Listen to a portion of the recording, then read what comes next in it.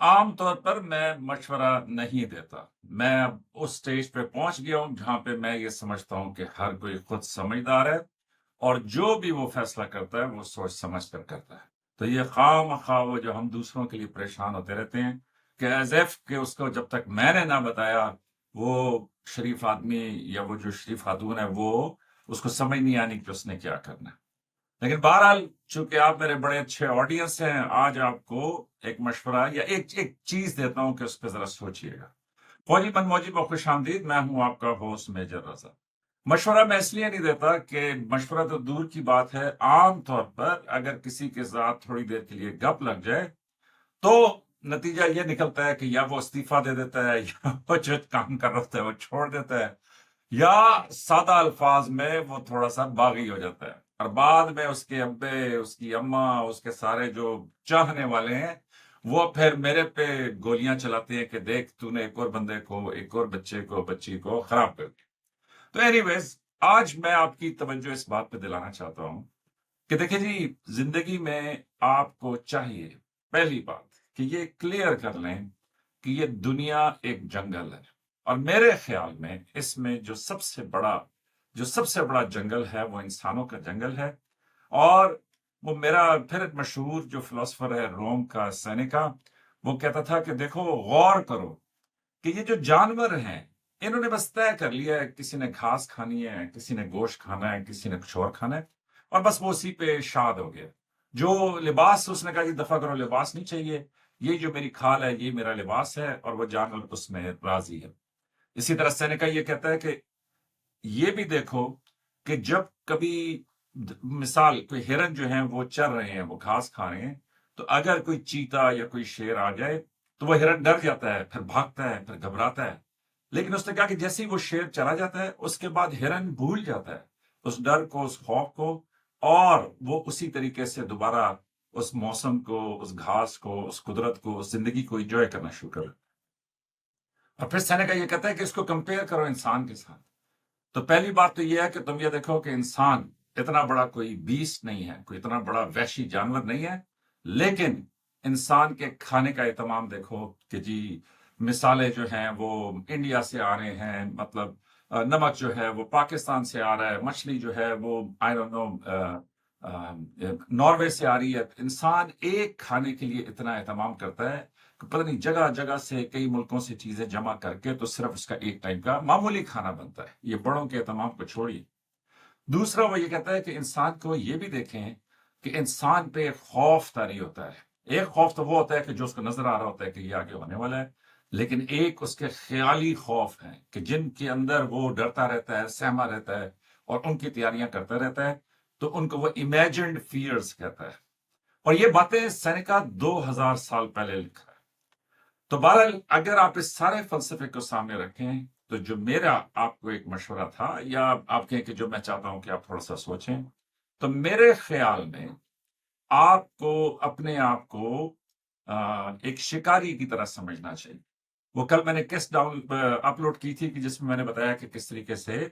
فوج میں ایک لانس نائک کا یا ایک اسکول ماسٹر کا بیٹا جو ہے وہ چیف آف آرمی اسٹاف بن سکتا ہے، لیکن یہ جو جمہوری پولیٹیکل پارٹیز ہیں ان میں آپ لگا لیں جتنا زور آپ لگا سکتے ہیں، اور مجھے بتائیے گا، آپ سے پہلے مثالیں موجود ہیں کہ کون کس مقام پہ پہنچا، پھر کس کو کہاں پہ جا کے وہ اس کا طرح نکلا، اور یا تو اس نے چھوڑ دی تو یا پھر کہیں اور وہ چلا گیا۔ لیکن یہ دیکھ لیں کہ وہاں پہ کیسا کنٹرول ہے، کیسا نسل در نسل جو ہے وہ ایک ہی پارٹی جو ہے وہ چلی آتی ہے، کیونکہ ان کو یقین ہے، ان کے یہاں یہ کوشچن ہی نہیں ہے کہ ان کے علاوہ کوئی اس ملک کو ترقی دے سکتا ہے۔ چلے ٹاپ پہ وہ بیٹھ جائیں، ان کے نیچے بھی کوئی دوسری لیئر میں، تیسری لیئر میں کوئی ایسے لوگ بیٹھ سکتے ہیں کہ جو اچھا کام کر سکتے ہیں، بس انہی کے سگے رشتہ دار، اور وہ بھی فرسٹ بلڈ لائن والے جو ہیں، صرف وہ بیٹھیں گے تو کام ہوگا۔ تو میں یہ کہہ رہا تھا کہ آپ اس دنیا کو ایک جنگل سمجھیں، اور اس جنگل میں اپنے آپ کو ایک شکاری سمجھیں، اور آپ میں سے جو بڑے ہوشیار قسم کے کامنٹیٹر ہیں وہ کہیں گے یا شکار سمجھیں۔ تو جو شکاری ہوتا ہے اس کے اوپر دیکھیں تو صحیح کہ شکاری کیا کرتا ہے، کہ شکاری میں سب سے پہلی بات اس میں بڑا صبر ہوتا ہے۔ اس میں وہ بڑے ساری ساری رات وہ بیٹھا رہے گا ایک درخت کے اوپر، ایک پتا نہیں ہلنے دے گا، مطلب کوئی آواز نہیں آنے دے گا، وہ اس لیے کہ تاکہ اپنے شکار کا شکار کر سکیں. تو شکاری میں صبر ہوتا ہے. اور دوسرا پھر آپ یہ بھی دیکھیں کہ جو شکاری ہوتا ہے وہ اپنی ایک اسٹریٹجی بناتا ہے,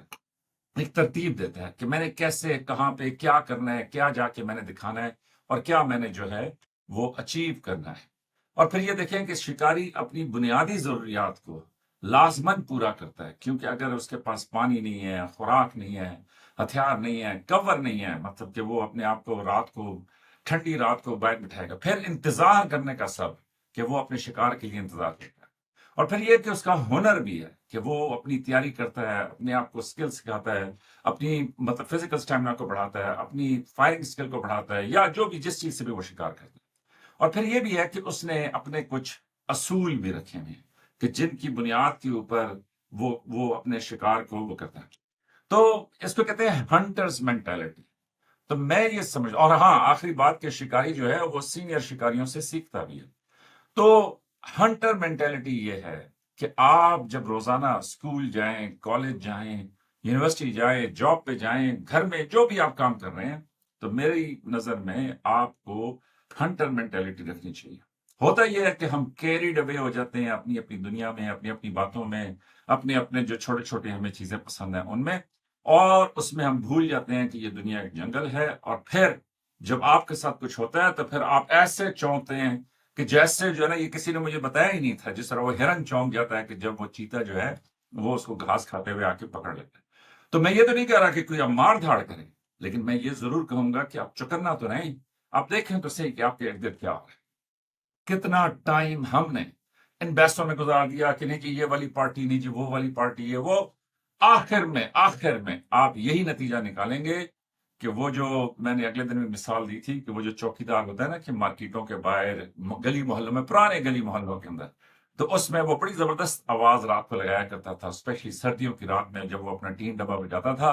اور وہ کہتا تھا کہ جاگتے رہنا, ساڑھے تے نہ رہنا. تو اس میں بھی آپ کو یہ کہوں گا کہ آپ سب بھی جاگتے رہیں, انہ تے نہ رہنا. تو اپنا خیال رکھیے گا. یہ تھا آج کا فوجی من موجی. ملتے ہیں اگلی قسط میں. لائک, سبسکرائب اور شیئر کریں. آپ کی محبتوں کا بہت شکریہ.